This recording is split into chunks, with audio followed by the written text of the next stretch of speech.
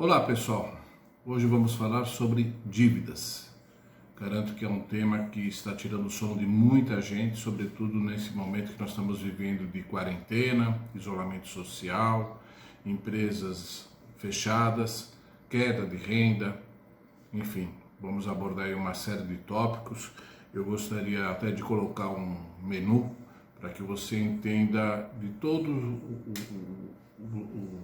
os temas que nós vamos abordar nesse vídeo, começando por operações com cheque especial, empréstimos consignados, passando por empréstimos para empresas, pessoas jurídicas de todos os portes, desde a microempresa, pequena empresa, média empresa, para capital de giro, tá?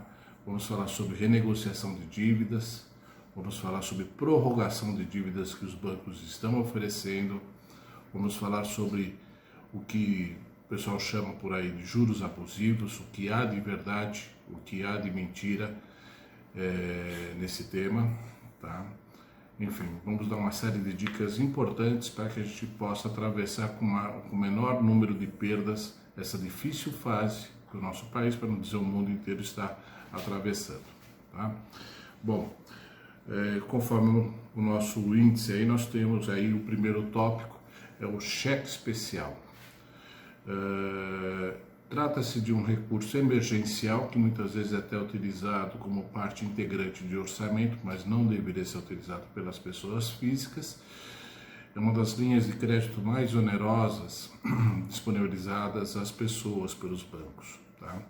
Até meados de outubro do ano passado, a taxa média cobrada pelos bancos, pelos principais bancos nessa modalidade, girava em torno de 300% ao ano. Vou repetir, 300% ao ano. Diante dessa situação, o Conselho Monetário Nacional, através de uma resolução que pouca gente se lembra, tá, determinou em 27 de outubro de 2019 a limitação da taxa de juros do cheque especial. Tá? A taxa que, como eu falei, girava em torno de 300%, ela foi limitada ao teto de 151%, 151,8%. Tá? A resolução é de número 4765, vai aparecer aqui do lado do vídeo o número da resolução, bem como a taxa que foi limitada. Este é um instrumento importante hoje para você que pretende reduzir suas dívidas junto ao sistema financeiro. Então, a gente, como peritos contábeis, estamos sendo procurados por muitos advogados, muitos clientes, empresários, pessoas físicas, que estão utilizando desse recurso, têm dívidas no cheque especial e quer saber o que nós podemos auxiliar no sentido de reduzir esse valor. Então, sobre o cheque especial, nós temos a resolução 4765, onde nós acabamos muitas vezes encontrando instituições financeiras que não estão respeitando, se não integralmente, parcialmente, tá? Não respeita o limite de 151,8% ao ano. Tá? E o cálculo deverá ser procedido por um especialista para que possa apontar o valor que está sendo cobrado a maior do valor a menor, tá? O valor controverso do valor incontroverso. E os valores que estiverem excedidos deverão ser devolvidos ao cliente, bem como ajustados a atual operação aos limites determinados em lei. Tá? Então, sobre o cheque especial, fica registrado a lembrança da resolução 4765. Seguindo o nosso índice, nós vamos falar sobre a operação de consignado, que é uma operação que nós dispomos de um volume absurdo em nosso país, tá? Quer seja consignado em folha de pagamento, ou consignado em aposentadorias e pensões do INSS, e vai por aí afora. Tá? A MP, Medida Provisória 681 de 2015, ela determinou algumas regras, depois foi convertido em lei. A lei vai aparecer aqui também na tela, de número 13.172/15, teve alguns pontos da medida provisória que foram excluídos, tá? No que tange a limitação da taxa de juros. Porém, há alguns pontos que eu quero esclarecer sobre isso que são extremamente importantes. Tá? O limite de comprometimento da renda, tá? Estipula na legislação que deve ser de 35%.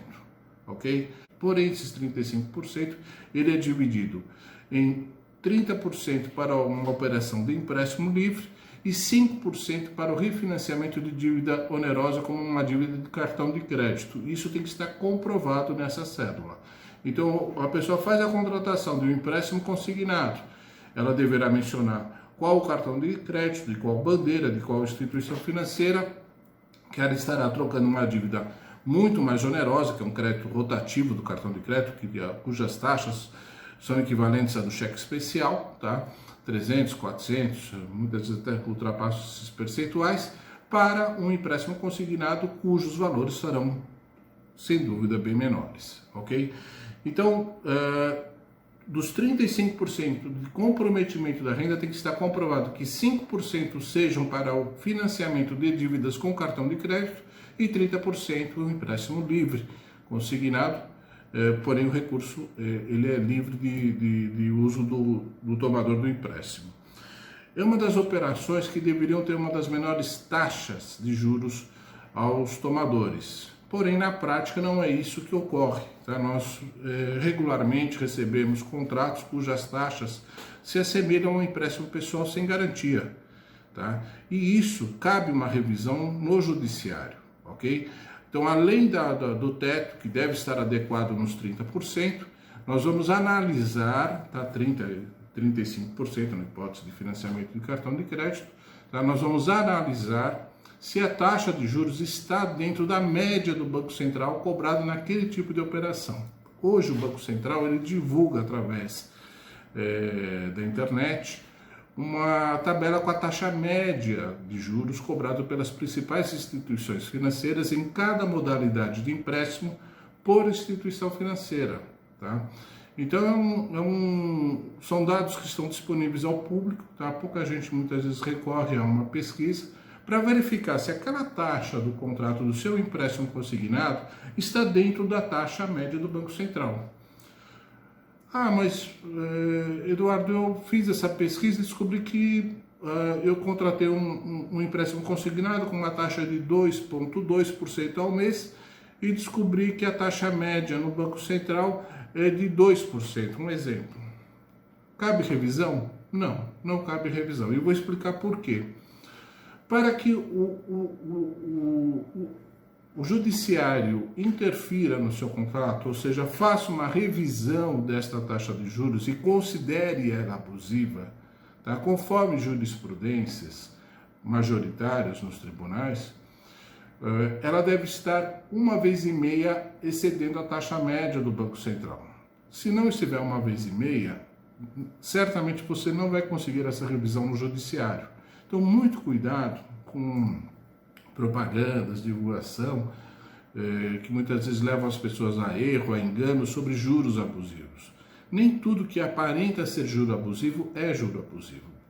Tá? E a pessoa, às vezes, que já está numa situação debilitada financeiramente, com dificuldade, queda de renda, uma série de problemas, dívidas, em vez de ela estar investindo na amortização da dívida, acaba gastando com assessorias, empresas que estão fazendo promessas que não vão ser cumpridas lá na frente. Então isso aqui é uma dica muito importante para que você tenha cuidado, tenha cautela em quem você vai contratar, para que possa analisar o seu contrato e dizer das reais possibilidades de você obter no judiciário uma revisão da sua taxa de juros.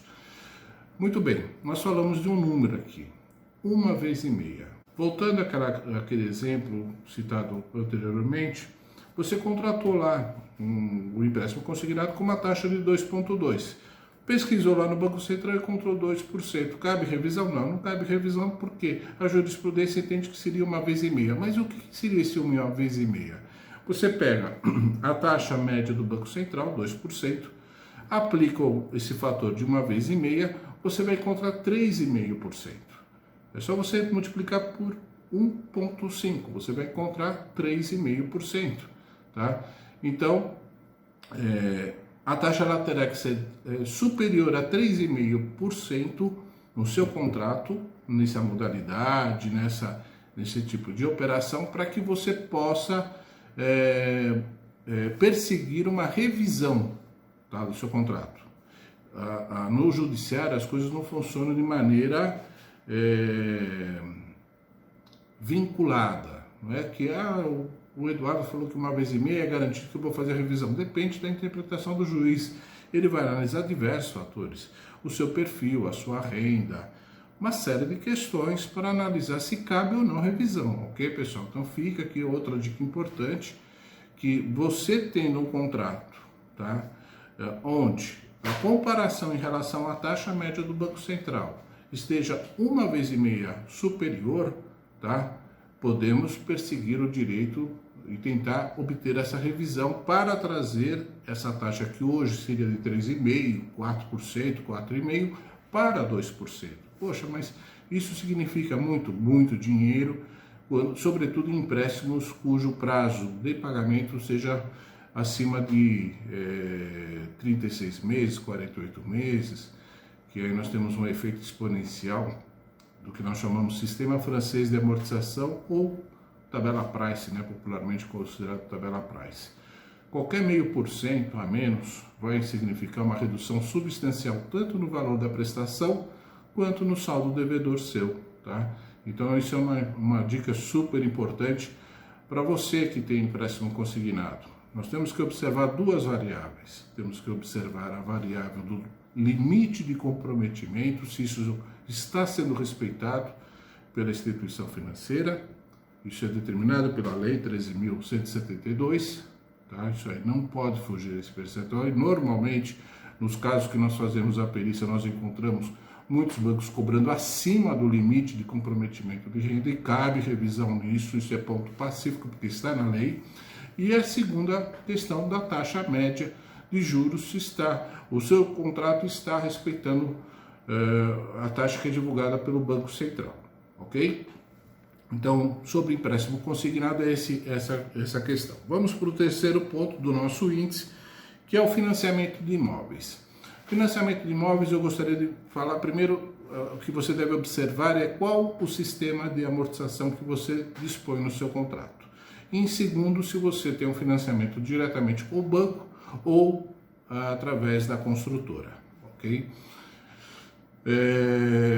Começando pelo sistema de amortização. No sistema de amortização, nós temos normalmente dois sistemas utilizados, que é o SAC, Sistema de Amortização Constante, e o Sistema de Amortização Francês, ou popularmente conhecido tabela price, ou ainda também é colocado de forma muito resumida pelo price, né? No método price, enfim, existem várias terminologias que são colocadas nas escrituras, que passam desapercebido pela maioria das pessoas que não conhecem, não tem um conhecimento técnico-contábil, de matemática financeira a respeito do impacto que cada sistema de amortização vai trazer no teu saldo devedor.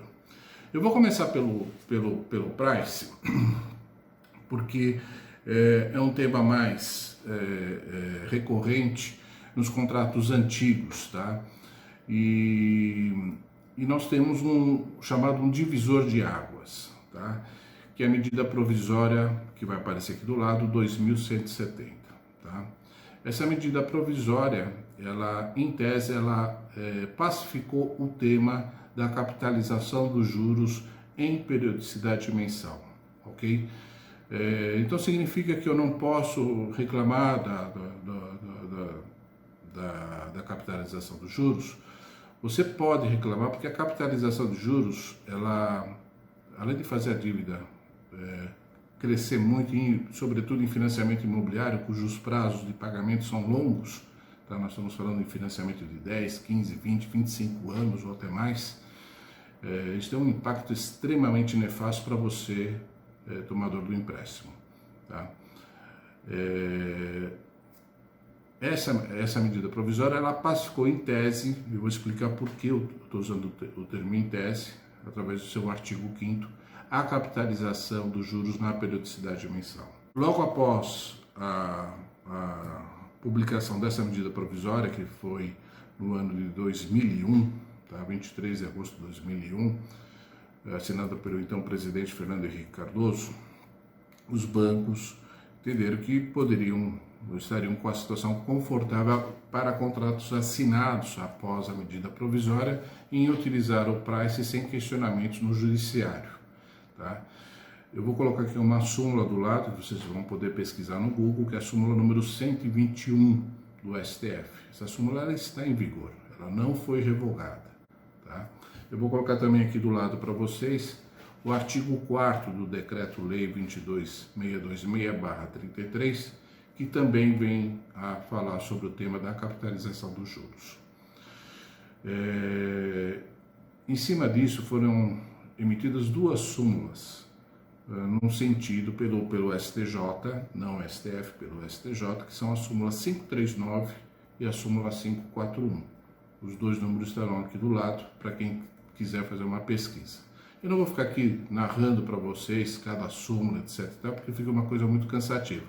Mas qual é o propósito disso? Demonstrar que, apesar de todo um escopo legislativo no sentido de legalizar a capitalização de juros, tá? Ela vem sendo questionada através de uma ação direta de inconstitucionalidade, que é a DIN 2316, que até o momento não foi pautado pelo STF.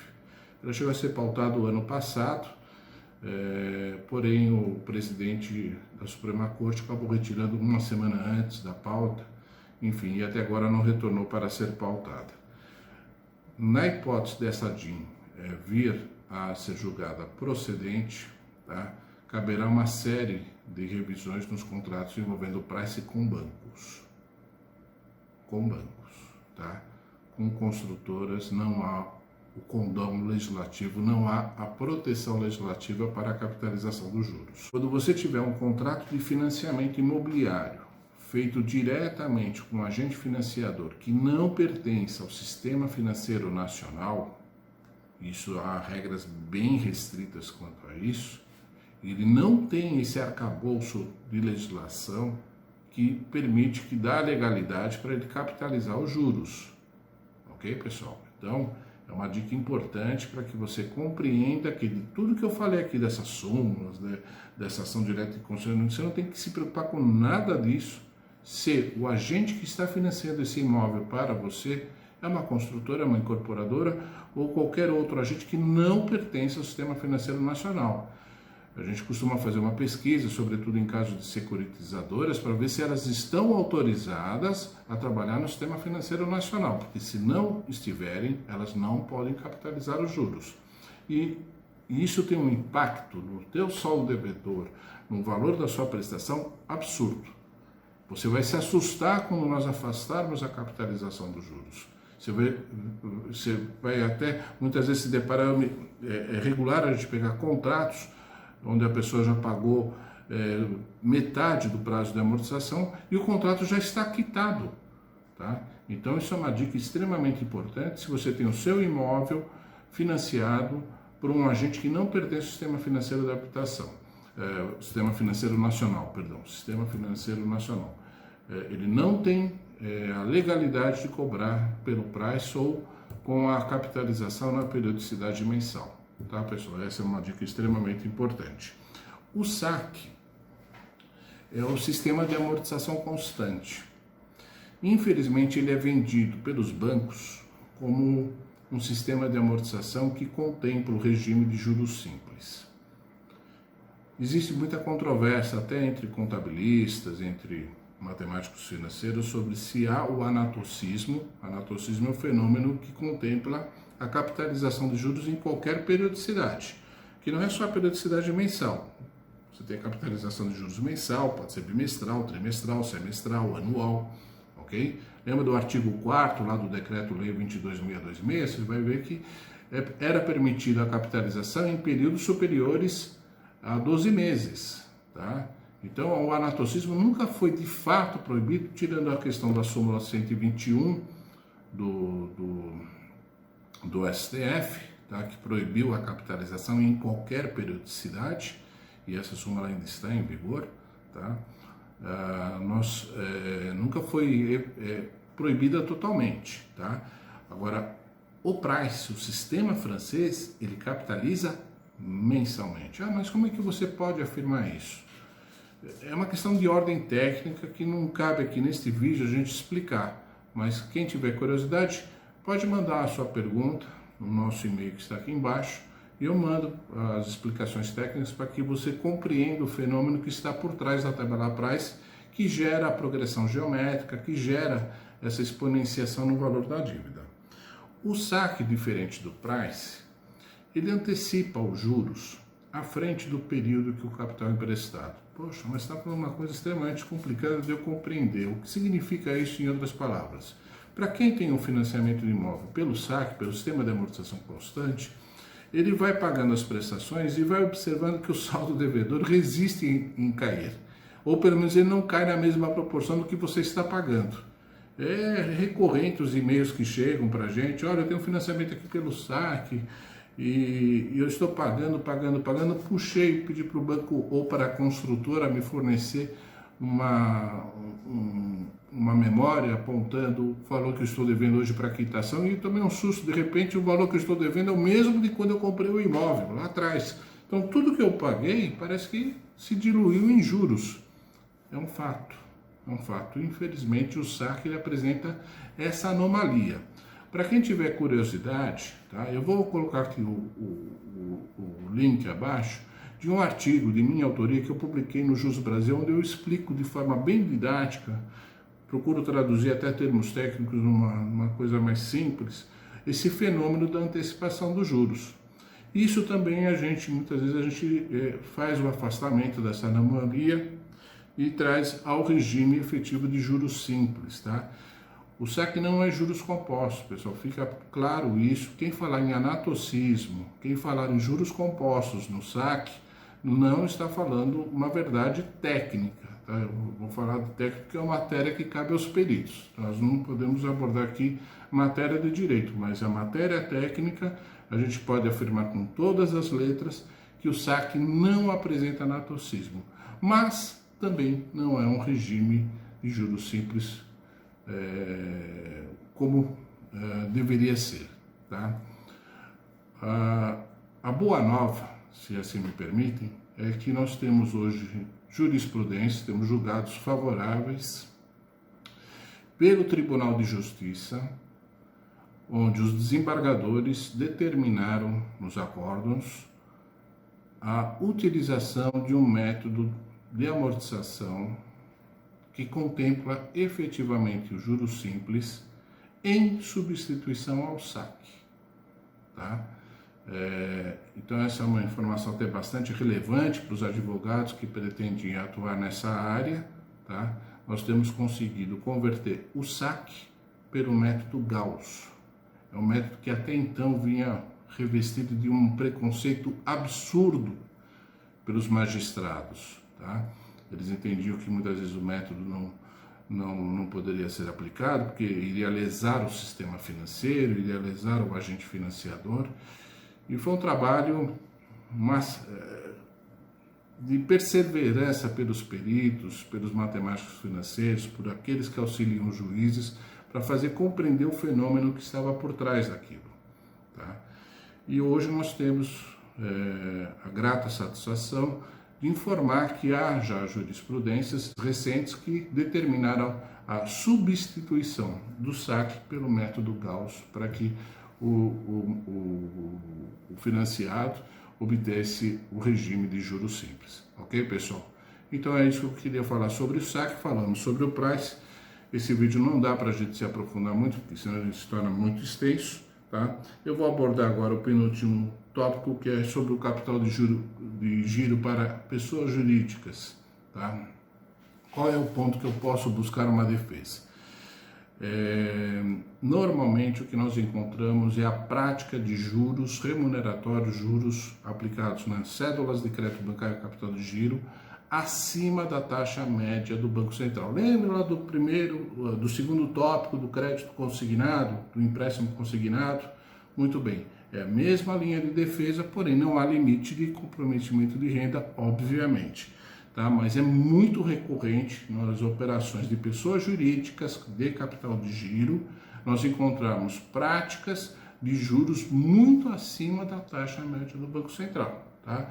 Essa é uma das modalidades, se você for pesquisar no site do Banco Central, que tem uma das menores taxas de juros.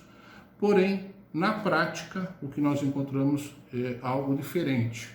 os bancos tentam justificar que é por conta do score do cliente, etc, etc e tal. Mas perante o judiciário há muitas revisões ocorrendo com a redução de juros até a obtenção de quitação de contratos, apenas pelo apontamento que aquela instituição não está praticando a taxa média do Banco Central no seu contrato, tá? Não o número, mas aquela relação de 1,5 vezes, tá bom, gente? Por fim, uma dica que eu queria passar para os senhores. Nós estamos vivendo aí essa situação da pandemia, da quarentena, e os bancos estão oferecendo uma prorrogação de 60 dias nos seus empréstimos. Isso está sendo divulgado largamente pela mídia, televisão, rádio. Você entra no app do banco, tem lá a informação que você pode prorrogar seus vencimentos. Gente, muito cuidado com esse tipo de prorrogação, porque ele funciona como seria um analgésico para uma dor que você esteja sofrendo. Empresas, muitas vezes, estão sofrendo lucros cessantes por força dos decretos de cada estado, que muitas vezes determinaram o fechamento do seu negócio, o que lhe impõe o que nós chamamos de lucros cessantes. Se a sua empresa não está de portas abertas, você não está oferindo lucro. Pelo contrário, você está percebendo prejuízo. O banco, quando ele lhe concede a concessão dos 60 dias, ele não está abrindo mão do lucro dele. Ele não está dizendo para você, olha, eu vou te anistiar nesses 2 meses, nesses 60 dias que você não está trabalhando, uma anistia de juros, que é a remuneração, é o aluguel pelo dinheiro que você tomou emprestado. Tá? Então fica aqui uma dica muito importante, que você não deve ir pelo caminho mais fácil. A minha recomendação é que procure o gerente do seu banco, converse com ele, explique a tua situação e tente negociar nos melhores patamares possíveis. Se não anistia, mas uma redução na taxa de juros. Demonstre o seu score, demonstre que você sempre foi um bom pagador e que você quer saldar o seu compromisso. Você não quer lesar o banco. Mas se você não pode pagar os mesmos juros, até porque essas prorrogações a gente tem visto pelos nossos clientes, deixa claras as condições para que você prorrogue por 60 dias. A primeira delas, a segunda ou terceira, é que a taxa de juros vai ser aquela contratada originalmente no contrato. Ou seja, o banco não está lhe fazendo nenhum favor a não ser conceder essa prorrogação, mas cobrando os juros que foram contratados lá atrás, durante 60 dias, sendo que a sua empresa está fechada. Você está sofrendo, você está percebendo prejuízos, lucros cessantes. E o banco não quer abrir mão do seu lucro. Então, cada um deve, no meu entender, deve entrar com a sua cota de sacrifício. A gente sabe que é uma negociação difícil, é uma briga, vamos dizer, desproporcional, mas nós devemos alertar e conscientizar os empresários sobre a delicada situação para a sobrevivência dos seus negócios. Tá? Existe um instrumento que nós falamos no outro vídeo, quem quiser assistir, sobre recuperação judicial. É um instrumento que pode ser recorrido, é lógico, depois de uma análise aprofundada, verificar os riscos, verificar se nós temos condições de utilizar esse recurso para você forçar uma negociação com a instituição financeira, caso essa seja extremamente resistente a reduzir esses juros para um patamar, pelo menos nesse período de quarentena. Ok, pessoal? Então, cuidado com o comportamento que eu chamo falacioso altruísta, que muitos bancos estão dizendo, olha, nós somos parceiros, nós vamos segurar por 60 dias a cobrança de empréstimos. É um analgésico e a dor lá na frente será muito maior do que você vai ter de compensação por esse período curtíssimo. 60 dias se passa muito rápido, sendo que os juros estão sendo acumulados e vão ser jogados lá na frente e cobrados de você. Cuidado com isso, gente. Cuidado, muito cuidado. Leia atentamente as condições que estão. O botãozinho é fácil lá no app, é só clicar, vou prorrogar, ótimo, 60 dias estou sossegado, daqui a pouco está vencendo, se a hora que você vê o tamanho da conta, é um valor absurdo que o banco vai estar cobrando e você concordou. Né? Então é difícil. Gente, espero ter ajudado com algumas informações. Nós fizemos um apanhado, são vários temas que nós abordamos, eu tentei colocar de uma maneira bem superficial. Se você tem alguma pergunta específica sobre o seu caso, quiser nos encaminhar, por favor, Está aqui nosso e-mail aqui embaixo, encaminhe a sua pergunta. Espero ter trazido informações pertinentes, informações importantes, dicas que eu acho que são extremamente úteis para o momento difícil que nós estamos atravessando. Não esqueça, por favor, de curtir o nosso canal, tá? Se inscreva, curta, para que a gente possa manter esse canal ativo com informações sempre relevantes e importantes, tanto para as suas finanças pessoais, quanto para a saúde financeira do seu negócio. Gente, muito obrigado, até uma próxima.